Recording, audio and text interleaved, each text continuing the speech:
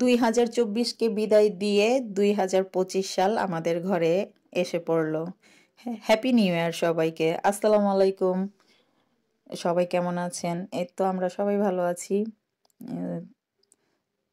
আমাদের সারামণি ব্লগে আপনাদের সবাইকে শুভেচ্ছা। এই তো আমার সারামণি একটু কান্নাকাটি করছিল যে হ্যাপি নিউ ইয়ারে আমাকে সাজিয়ে দাও।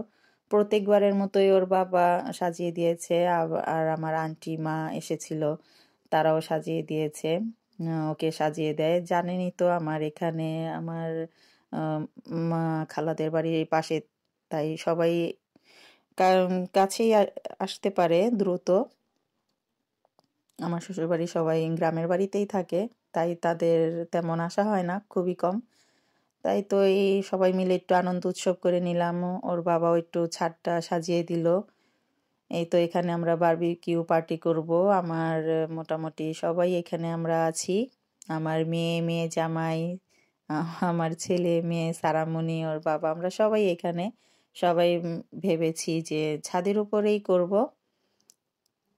আর জানেনই তো প্রত্যেকবারই দেখেন কেমন একটা এই যে কি আর বলবো, একটু বাতাস থাকে 31st নাইটে। কোত্থেকে যেন বাতাস এসে পড়ে। এমনিতে বাতাস থাকে না, কিন্তু সে প্রত্যেক 31st নাইটেই প্রচুর বাতাস থাকে এবং ঠান্ডার একটা অনুভূতি থাকে। এখানে কয়লাগুলো জ্বলতে চাচ্ছিল না। খুব কষ্টে আমার আন্টি কয়লাগুলো ধরিয়েছে। নর্মালি আমরা চুলাতেই ফ্রাই করি, কিন্তু আমি আমার বাসায় এই প্রথম এইভাবে বারবিকিউ করলাম। আমি কখনো করিনি, আমার আন্টি করেছে। এখানে আমার আরেকটা আন্টি ছিল, আর আমার বড় মেয়ে ছিল, জামাই ছিল, ওরাই এগুলো সব ফ্রাই করেছে।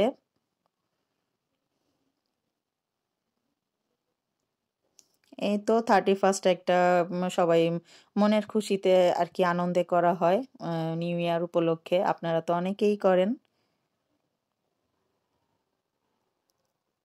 এই তো এখানে সব করে নিলাম।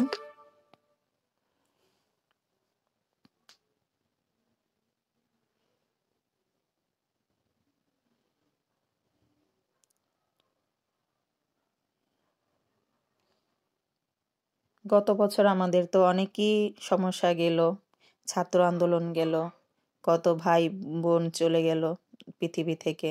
সবার জন্যই খুব কষ্ট হয় মনে পড়লে, সবার জন্যই খারাপ লাগে। কিন্তু যত যাই হোক, দিন তো আর থেমে থাকে না, সামনে আমাদের এগিয়ে যেতে হয়। তাই আল্লাহ তাদের ভালো রাখুক, শান্তিতে রাখুক, তারা যেন বেহেশতে নসিব করে তাদের। আমাদের এই বছরে সবাই তো জানা যে একটা আর কি যন্ত্রণার মধ্যে গেছে বছরটা, কয়েকটা মাস। তাই আল্লাহ যেন এই বছর সবার জন্য ভালো করে, সবাই যেন ভালোভাবে সুখে শান্তিতে থাকতে পারে, এই দোয়াই করি। আমরা সবাই সবার জন্য দোয়া করব। সবাই ভালোভাবে থাকবেন, সুস্থভাবে থাকবেন, নিরাপদে চলবেন। আল্লাহ যেন বছরটা সবারই ভালোভাবে কাটায়। তো এখানে অন্ধকারই ছিল। আমাদের পাশের বাড়ি একটা ফানুস উড়াচ্ছে। আমার মেয়ে তো দেখে একেবারে রেগে একেবারে হয়ে গেছে। আমরা অবশ্য দোকানে কোনো ফানুসই ছিল না, কিছুই জ্বালাতে পারিনি। তাই ছাদে একটু বেলুন দিয়ে সাজিয়ে দিয়েছি। আর এখানে আতশও ফুটছে।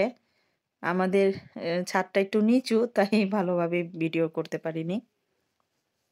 এই তো সবাই 31st একটু খেলাম দিলাম, একটু আনন্দ, একটু খুশি। ভিডিওটা ভালো লাগলে লাইক করবেন, কমেন্ট করবেন, পাশে থাকবেন, শেয়ার করবেন।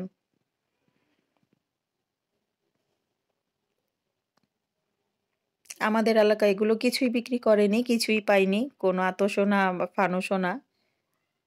থাকলে হয়তো দু একটা জ্বালাতাম। কেউ তার থেমে নেই, সবাই জ্বালিয়েছে কম বেশি। প্রচুর বাতাস ছিল, খুবই ঠান্ডা লেগেছে। তো তারপরেও ঠান্ডার মাঝেই সবাই আনন্দ করেছে।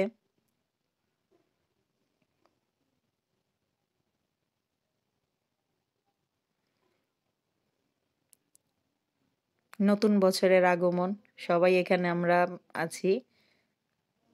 ছাদের উপরেই সব নিয়ে নিয়েছি।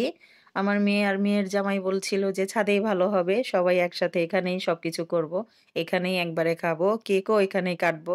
তাই সবকিছুই নিয়ে আমরা ছাদেই বসেছিলাম, সবাই, পুরো ফ্যামিলির মানুষ।